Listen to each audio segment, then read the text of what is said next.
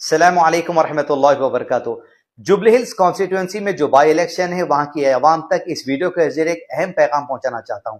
आज 23 अक्टूबर 2025 को केटीआर ने बीआरएस पार्टी में एक ऐसे आदमी को शामिल कर लिया और उनके गले में खंडवा डालकर मुसलमानों को ऐसी तकलीफ दी है जिन मुसलमानों ने करोड़ों रुपया मासूम फलस्तीनियों तक एड पहुंचाने के लिए इस आदमी को डोनेशन दिया था, चंदा दिया था। लेकिन इनकी नाअहली और इनकी गलतियों की वजह से वो पैसा फ्रीज कर दिया गया।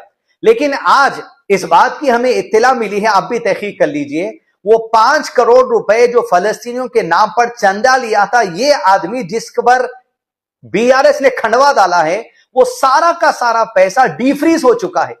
अब मैं मुतालिबा करता हूं कि आज जब पैसा डीफ्रीज हो चुका है और गाजा के बॉर्डर्स खुल चुके हैं एड पहुंचाने के लिए, क्या बीआरएस पार्टी के केटीआर जिस आदमी के कंधे पर खंडवा डाले हैं उससे ये कहेंगे कि जाओ पहले मुसलमानों के पैसे का एक एक रुपए का हक फलस्तीनियों तक अदा कर आओ?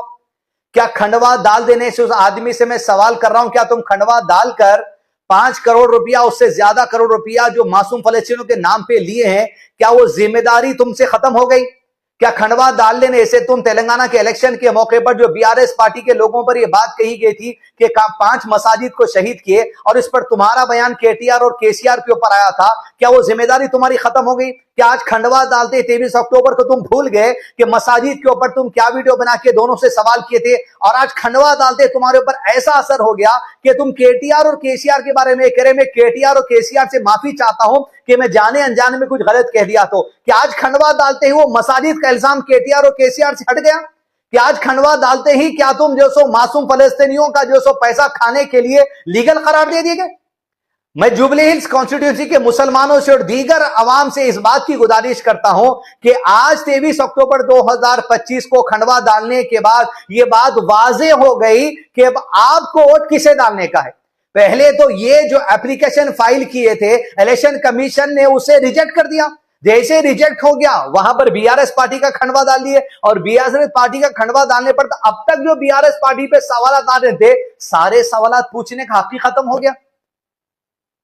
मैं बीआरएस पार्टी से भी सवाल करूंगा, जब आप वोट डालने मांगने के लिए जुबलीस के लोगों में जाएंगे और अवाम के घर पर जब दस्तक दी जाएगी, वोट मांगने ये आदमी आएगा और बीआरएस के लोग आएंगे, उनसे मुतालिबा करना, क्या पहले आप ये आदमी को हमारे घर पर जो लेकर आए हैं वोट मांगने के लिए, इस आदमी के जो पैसे डोनेशन के डीफ्रीज हो चुके हैं, पहले हक अदा करके आओ मुसलमानों का, उसके बाद हमसे वोट मांगो।